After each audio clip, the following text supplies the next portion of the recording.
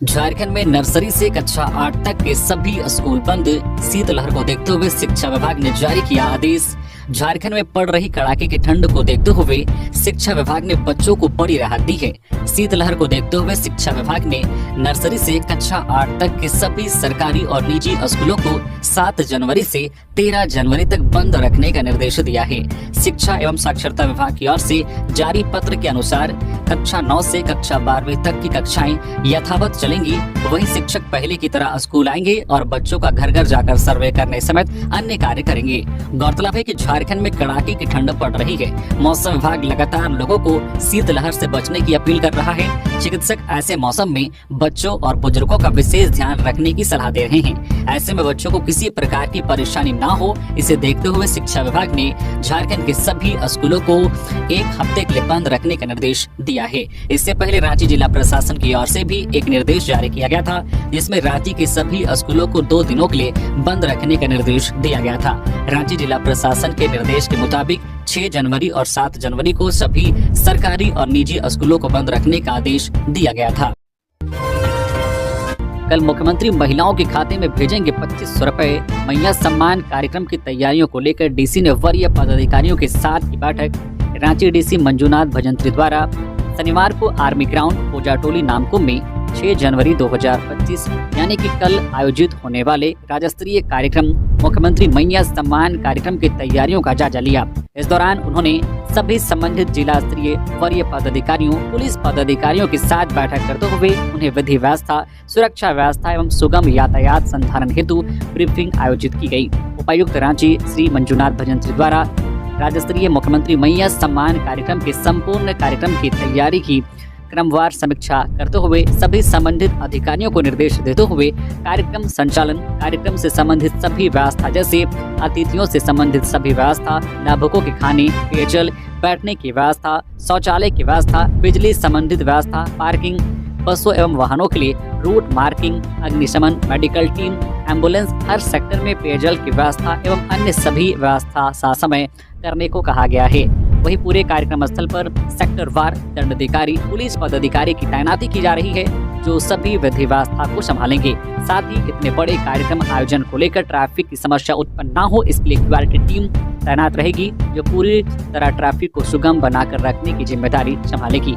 बता दें कि इस कार्यक्रम में 3 से 4 लाख महिलाओं के शामिल होने की उम्मीद है। दुमका में ट्रक ऑटो में भीषण टक्कर, 4 की मौत। पिकनिक मना ऑटो से घर वापस लौट रहे थे लोग। दुमका रामपुर हाट मेन रोड पर हुआ हादसा। दुमका में शनिवार की शाम ट्रक और ऑटो के बीच भीषण आमने सामने की टक्कर हो गई। हादसे में ऑटो सवार 4 लोगों की मौत हो गई। सभी 2 परिवार के सदस्य हैं और पिकनिक मनाकर वापस घर लौट रहे थे। इसी दौरान मुफस्सिल थाना क्षेत्र के दुमका रामपुर हाट मुख्य मार्ग के दानसोन राय के पास यह हादसा हो गया। मृतकों में नौनीहाट निवासी संजय साह 55 वर्षीय, उनकी पत्नी पूनम देवी 45 वर्षीय, बेटी मुस्कान 22 वर्षीय और ऑटो चालक शामिल हैं। जबकि संजय साह का बेटा रोशन गंभीर रूप से घायल है। वहीं संजय साह के साढ़ू जितेंद्र साह और उनकी पत्नी और बेटी घायल है। दुमका के फूलोझानो मेडिकल कॉलेज में इलाज के बाद धनबाद के लिए रेफर कर दिया गया है। इधर हादसे के बाद ड्राइवर ट्रक लेकर भाग निकला। टक्कर इतनी जोरदार थी कि ऑटो पूरी तरह से क्षतिग्रस्त हो गया है। इधर स्थानीय लोगों ने तुरंत हादसे की सूचना पुलिस को दी। मौके पर पहुंची पुलिस ने लोगों की सहायता से घायलों को अस्पताल पहुंचाया। परिजनों के अनुसार सभी मसानजोर डैम से पिकनिक मनाकर वापस घर लौट रहे थे। जेपीएससी अध्यक्ष पद भरने की मांग को लेकर छात्र बैठे धरने पर निकाला कैंडल मार्च। 22 अगस्त 2024 से जेपीएससी अध्यक्ष का पद खाली है। ऐसे में छात्र लगातार मांग कर रहे हैं कि सरकार जल्द से जल्द इस पद को भरे। दरअसल अध्यक्ष के न होने से आयोग के कई काम लंबित हैं। बीते 4 महीने से पद खाली होने के कारण कई परीक्षाओं के रिजल्ट अधर में लटक गए हैं। इतने लंबे समय के इंतजार के बाद भी जेपीएससी को जब अध्यक्ष नहीं मिला, तब छात्रों ने शनिवार को आयोग के दरवाजे पर धरना दे दिया। धरने पर बैठे छात्रों ने जेपीएससी अध्यक्ष पद को भरने की मांग के साथ साथ जेपीएससी 11वीं से 13वीं तक के मेंस रिजल्ट को भी जारी करने की मांग की है। उनका कहना है कि अध्यक्ष के न होने से कई ऐसे परीक्षा हैं जिनके रिजल्ट जारी करने में देरी हो रही है। ऐसे में छात्र परेशान हैं। जेपीएससी अध्यक्ष पद को भरने की मांग को लेकर शनिवार को दिन भर छात्र आयोग के सामने धरने पर बैठे रहे। वहीं शाम में छात्र इसी मांग को लेकर कैंडल मार्च लेकर फिरालाल चौक पहुंचे और सरकार तक अपनी बात पहुंचाने की कोशिश की। इस दौरान छात्रों ने सरकार के समक्ष ये मांग रखी है कि आगामी 7 जनवरी को होने वाले कैबिनेट की बैठक में इस मामले पर संज्ञान लिया जाए और जल्द से जल्द अध्यक्ष पद को भरा जाए। आज राज्य के 26 केंद्रों पर होगी आकलन परीक्षा। 11,000 से अधिक पारा शिक्षक देंगे एग्जाम। झारखंड में आज 5 जनवरी 2025 को पारा शिक्षकों, सहायक अध्यापकों की द्वितीय आकलन परीक्षा होगी। इसे लेकर तैयारियां पूरी हो चुकी है। बता दें कि इसके लिए झारखंड एकेडमिक काउंसिल जैक के अध्यक्ष डॉक्टर अनिल कुमार ने सभी जिला शिक्षा पदाधिकारियों के साथ पिछले दिनों वीडियो कॉन्फ्रेंसिंग कर जानकारी ली। इस दौरान अध्यक्ष ने परीक्षा की तैयारियों का जायजा लिया। इसके लिए कुल 26 परीक्षा केंद्र बनाए गए हैं। इस परीक्षा में कक्षा 1 से 5 तक को पढ़ाने वाले कुल 9,650 और कक्षा 6 से 8 को पढ़ाने वाले 1,600 शिक्षक शामिल होंगे। जानकारी हो कि आकलन परीक्षा वैसे पारा शिक्षकों के लिए ली जाती है जो शिक्षक पात्रता परीक्षा में सफल नहीं है। इस परीक्षा में सफल होने पर शिक्षकों के मानदेय में 10% तक की बढ़ोतरी की जाती है। वही प्राइमरी और मध्य विद्यालय के शिक्षकों के लिए अलग अलग मानदेय निर्धारित होता है। बताया जा रहा है कि पारा शिक्षकों को आकलन परीक्षा में शामिल होने के लिए 4 अवसर मिलते हैं, लेकिन ऐसे शिक्षक जो परीक्षा में शामिल नहीं होते हैं उनका एक अवसर समाप्त माना जाता है। अभ्यर्थियों ने लगाया चौकीदार भर्ती परीक्षा में गड़बड़ी का आरोप। परीक्षा रद्द कर पुनः आयोजन की मांग। जमशेदपुर जिले के चौकीदार भर्ती परीक्षा को लेकर अभ्यर्थियों द्वारा गंभीर आरोप लगाए गए हैं।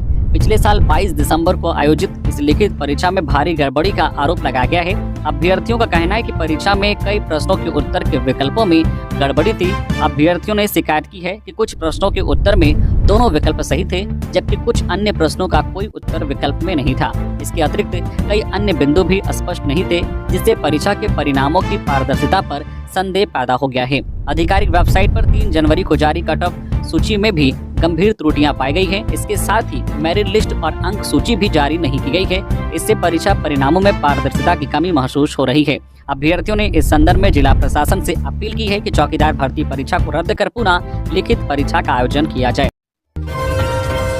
गोगो दीदी योजना के नाम पर बीजेपी ने किया फर्जीवाड़ा। जनता से वसूले पैसों को रिकवर करेगी हमारी सरकार। सुप्रियो भट्टाचार्य। झामो नेता सुप्रियो भट्टाचार्य ने गोगो दीदी योजना में फर्जीवाड़ा बताते हुए भाजपा पर निशाना साधा है। शनिवार को झामो दफ्तर में प्रेस वार्ता के जरिए सुप्रियो ने कहा है कि चुनाव से पहले बीजेपी ने गोगो दीदी योजना के नाम पर फर्जीवाड़ा किया है। उन्होंने कहा है कि गोगो दीदी के फॉर्म भरवाए जाने के नाम पर 500 रुपए वसूले गए थे। उन पैसों की अब रिकवरी कराई जाएगी। सुप्रियो ने यह भी कहा है कि गोगो दीदी योजना को केंद्र से लागू करवाकर देश भर की सभी महिलाओं को 2100 रुपए दी जाए। सुप्रियो भट्टाचार्य ने कहा है कि सामाजिक सुरक्षा हमारी पहली प्राथमिकता है, विशेषकर महिला सशक्तिकरण और आर्थिक रूप से उन्हें मजबूत करना हमारी प्राथमिकता है। हम लोगों ने कहा था कि दिसंबर से मैया सम्मान राशि 2500 रुपए करने का वादा किया था, इसे पूरा किया गया। देश में पहली बार कोई सरकार इतनी बड़ी संख्या में 56 लाख महिलाओं को 2500 रुपए प्रति माह दे रही है। देश में किसी सरकार ने इतनी बड़े पैमाने पर महिलाओं का आर्थिक सशक्तिकरण नहीं किया है। उन्होंने कहा है कि जिनके खाते में दिसंबर महीने का पैसा नहीं गया है, उनके खाते में एक साथ 5000 रुपए डाले जाए। साहिबगंज में युवक की गोली मारकर हत्या। किसी का फोन आने पर निकला था घर से बाहर, पीठ में मारी गोली। साहिबगंज में शनिवार को दिन दहाड़े एक युवक की गोली मारकर हत्या कर दी गई। युवक किसी के फोन आने पर पैदल ही घर से बाहर निकला था। युवक को पीछे से पीठ पर गोली मारी गई, जो शरीर को छेदते हुए बाहर निकल गई। घटना जिरवाबाड़ी थाना क्षेत्र के पशुपालन कार्यालय के मुख्य सड़क के नजदीक हुई। मृतक की पहचान फूल डेकोरेशन का काम करने वाले दिलीप तांती के पुत्र नवल कुमार उर्फ बड़कू के रूप में की गई। वो गुल्ली भट्टा के 5 मोड़वा के पास रहता था। घटना की सूचना के बाद मौके पर पहुंची पुलिस युवक को अस्पताल ले गई। यहाँ डॉक्टर ने उसे मृत घोषित कर दिया। वहीं नगर थाना प्रभारी पुलिस निरीक्षक अमित कुमार गुप्ता और जिरवाबाड़ी थाना प्रभारी पंकज कुमार दुबे पहुंचे और मामले की छानबीन में जुट गए हैं। मामले के कारण का अभी खुलासा नहीं हुआ है। इधर मृतक के बड़े भाई गौतम कुमार ने बताया कि मेरे भाई के मोबाइल पर एक व्यक्ति का 10:30 बजे फोन आया। नवल बोला मैं थोड़ी देर में आ रहा हूं। उसके बाद यह घटना हुई है। इधर परिजनों ने फिलहाल किसी पर शक जाहिर नहीं किया है। झारखंड में 6 जनवरी को गुरु गोविंद सिंह जयंती पर सरकारी छुट्टी। झारखंड सरकार ने 6 जनवरी सोमवार को गुरु गोविंद सिंह जयंती के अवसर पर कार्यपालक आदेश के तहत अवकाश घोषित किया है। इस संबंध में कार्मिक प्रशासनिक सुधार राज्य भाषा विभाग में 4 जनवरी की तिथि से अधिसूचना जारी की है। यानी 6 जनवरी को राज्य के सभी सरकारी कार्यालय और प्रतिष्ठान बंद रहेंगे। अधर में शिक्षक पात्रता परीक्षा, जानिए क्यों नहीं हो पा रहा जेटेट, छात्र हो रहे हैं परेशान। झारखंड शिक्षक पात्रता परीक्षा के लिए जब बीते साल 2024 के जुलाई महीने में जैक ने आवेदन मांगा तो लगा कि 8 साल बाद राज्य में टेट परीक्षा का रास्ता साफ हो गया है। जैक ने भी उत्साहित होकर 23 जुलाई से 26 अगस्त 2024 तक ऑनलाइन आवेदन लिए, जिसमें करीब 3,50,000 छात्रों ने भागीदारी निभाई। इन सब के बीच शिक्षा विभाग ने जेटेट के सिलेबस में बदलाव होने का हवाला देते हुए परीक्षा आयोजित करने पर रोक लगा दी, जो कैबिनेट की मंजूरी की प्रत्याशा में है। जैक अध्यक्ष अनिल कुमार महतो से जेटेट को लेकर पूछा गया तो उन्होंने भी व्यवस्था जाहिर की। इसे देखकर अंदाजा लगाया जा सकता है कि शिक्षक पात्रता परीक्षा को लेकर सरकार कितनी गंभीर है।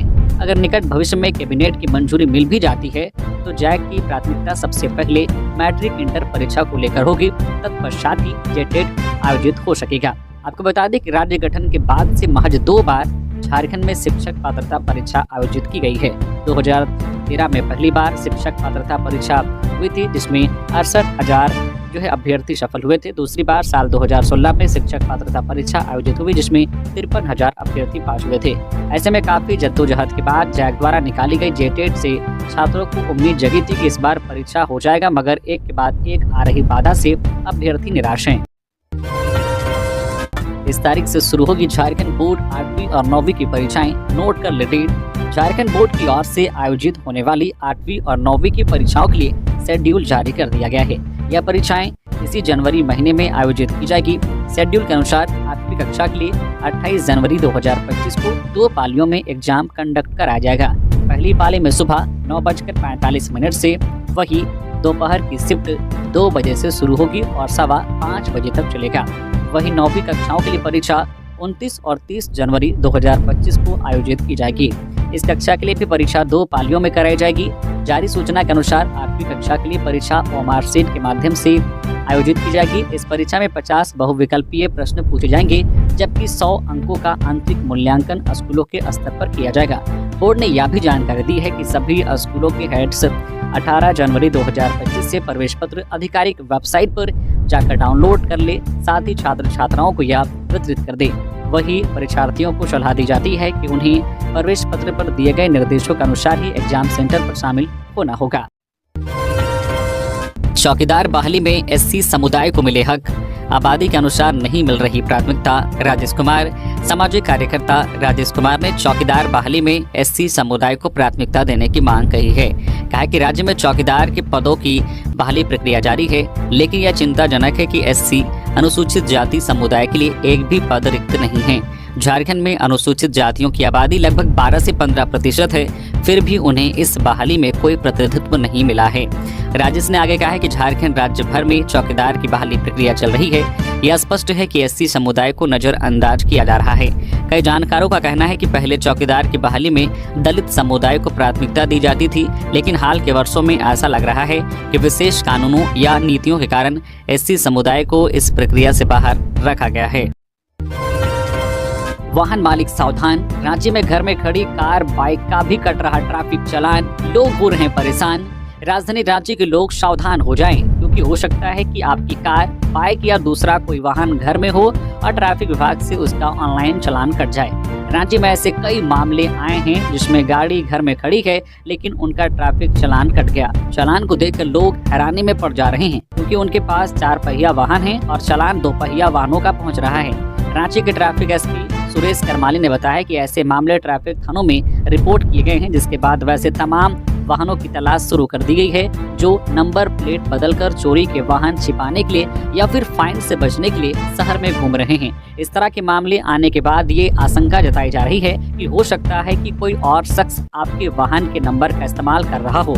ऐसी भी आशंका है कि वह चोर हो या फिर ट्रैफिक नियमों के उल्लंघन और फाइन से बचने के लिए भी लोग इस जुगत का इस्तेमाल कर रहे हैं। ऑटोमेटिक चालान की वजह से इस बात का खुलासा हुआ है, जिसके बाद ट्रैफिक पुलिस वैसे वाहनों की तलाश में जुट गई है जो नंबर प्लेट बदलकर चोरी के वाहनों का इस्तेमाल राजधानी में कर रहे हैं।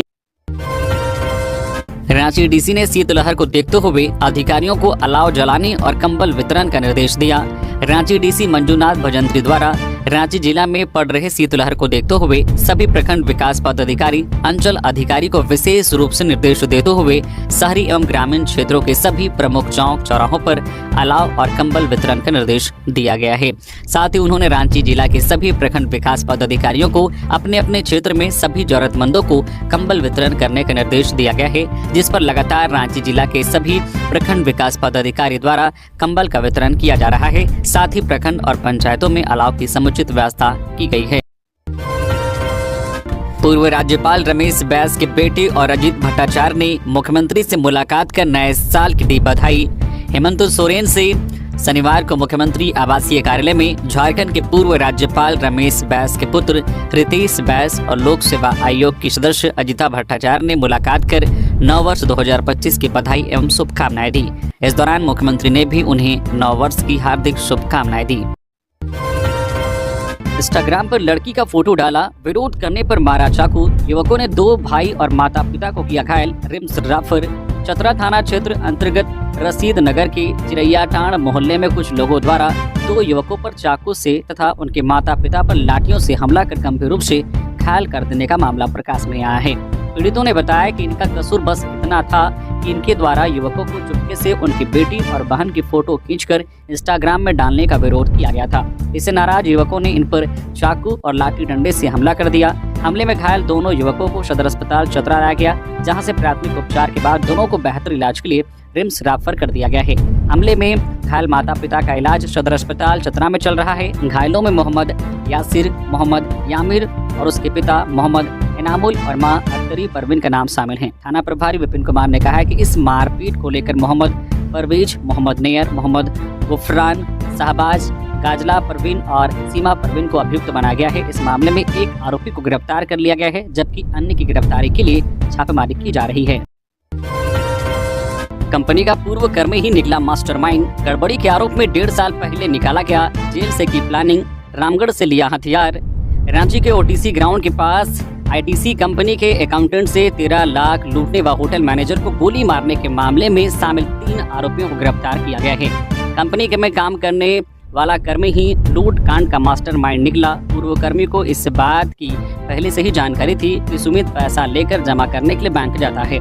यही वजह है कि वह अपने साथियों को लेकर ओटीसी मैदान के पास पहुंचा और हथियार के बल पर घटना को अंजाम देकर फरार हो गया। पूर्व कर्मी को अनियमितता बरतने के आरोप में पकड़े जाने के बाद कुछ वर्ष पहले ही निकाल दिया गया था। थाने में उसके खिलाफ प्राथमिकी भी दर्ज कराई गई थी।